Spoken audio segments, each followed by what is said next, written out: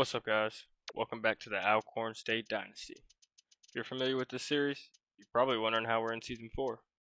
Unfortunately, I lost the save files for Seasons 2 and 3, but you guys didn't miss much, as you can see.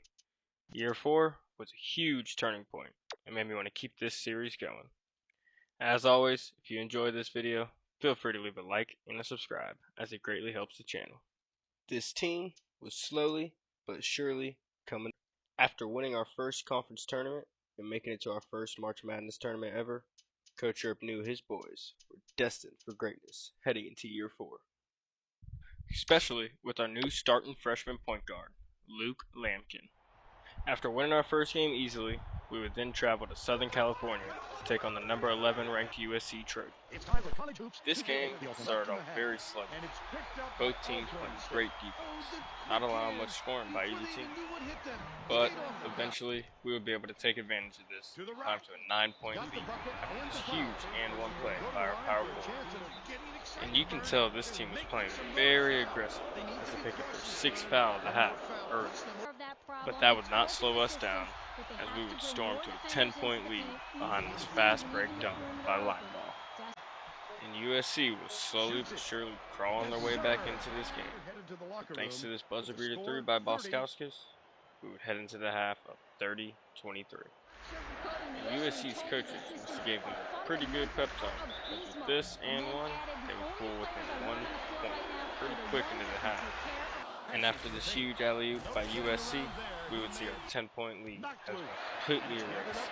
USC has taken the lead. And with big plays like these happening from both teams, this game is starting to become as back and forth as you can get. Which seems like it's starting to become a trend for this channel.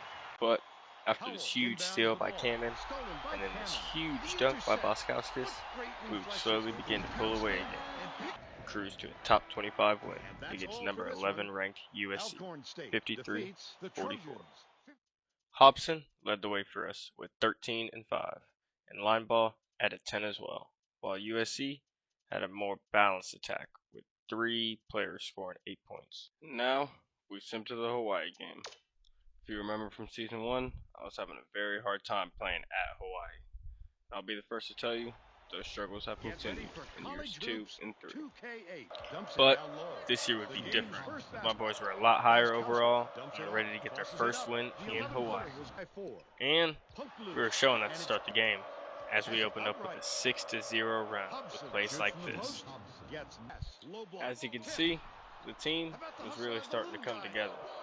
So with big plays happening from both our offense and our defense, we would walk into the half with the lead 26-19 in Hawaii. Much like the USC game, Hawaii would come out of the half firing all cylinders and eventually eat away at our whole lead.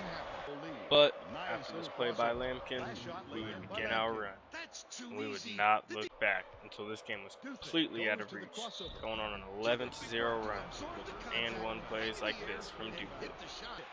And by the end of the game, we were going to be walking out of Hawaii with the win for the first time ever, 53-39. Hobson had a terrific game for us, leading the way with 21 points and 9 rebounds. Lampkin also had a solid game off the bench with 11 points, which is going to bring us to our next game against Virginia. Another huge test for the boys early in the season to prepare us for March. This game would start much different than our other games, with both offenses getting work quick. But after this fast break layup by Boskowskis, we were able to climb to a 7-point lead. However, we would quickly see that lead diminish by plays like this for Virginia, and they would eventually take the lead 22-20. And at this point, Virginia was starting to make it look easy against us, as they went into the half with the lead 39-25. This was starting to look like a blowout. If we don't get things going fast, it could get even uglier. From the looks of it, Coach Yerp's halftime speech did nothing to help the boys out, and Virginia was just continuing to pound it on. But just when you thought all hope was lost, the boys started putting it together and got on a little run of their own. And eventually, we'd be able to pull within 4 points after being down as much as 18 throughout the game. But sadly, it was too little, too late, as we would end up losing the game by 5 points, 67-72. Virginia's offense was firing from all cylinders today, as they had 4 starters scoring the double digits, with Young leading the way with 22 points. Hobson did his job per usual with 19 and 7, and Lampkin provided a much needed spark off the bench with 15 points. After Simmons, the team was in pretty good shape at 10-4 heading into conference play. At the halfway point, you can see the team is pretty balanced.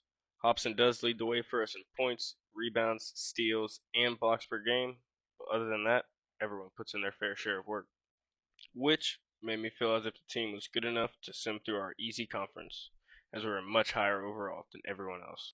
And my boys would show up as we finished with a 16-2 conference record to finish an outstanding 26-6 in the regular season. But none of this would matter if we didn't take care of business in the conference tournament. And after simming 2 more games, we would take on Jacksonville State in the championship round. Those boys never really stood a chance, so after being crowned conference tournament champs for the 2nd consecutive year, we would be heading back to the big dance. This season, we will be representing the Midwest region as a 12 seed, which means we'll be facing 5-seeded Arizona State in the very first round. Hopefully, all the big games we had played early in the season will help us now, as this team was clearly better than us. Unfortunately, this game did not start out great for us, as Arizona State started the game on a 7-0 run. With the boys not being able to get anything going to start the game, we would eventually find ourselves down 13 points early. But we would finally get some success with great defensive plays like this block. And then we would go on a run of our own and pull within 6 points with this layup by our power forward. Sadly, this run would be short-lived, as Arizona State would climb the lead back up to 10 points shortly after. And by the half, this game was starting to get out of hand, because after this shot, we would go down 15 points. Coach Yerp has had no answers up to this point. I wish I could say the second half was better, but it wasn't, as Arizona State was maintaining their lead and even extending it to 19 at one point. Only a late run from us would see us pull within 8 points, but there just wasn't enough time, and we would lose in the first round for the 2nd consecutive year. This time at the hands of Arizona State, 63-55. Yerpman simply had no answer for this Arizona State offense, and it didn't help his offense couldn't get much going either. Wisconsin would go on a nice run to win the title as a 4 seed, but the Ohio State coach would go on to win the Coach of the Year award. And even after winning our first outright conference championship, we still did not win the Conference Coach of the Year award. But we did have the Conference Player of the Year in Hobson, who put up Player of the Year type numbers. Linebaugh and Hobson would both headline the first team all-conference, while Duthit made an appearance on the second team to cap off an historic season for Alcorn State. Year 5, the expectations would be through the roof, somehow higher than last year's, as the main core would all be seniors, including arguably our best player in school history, Hobson, and a first-round exit would just not be enough.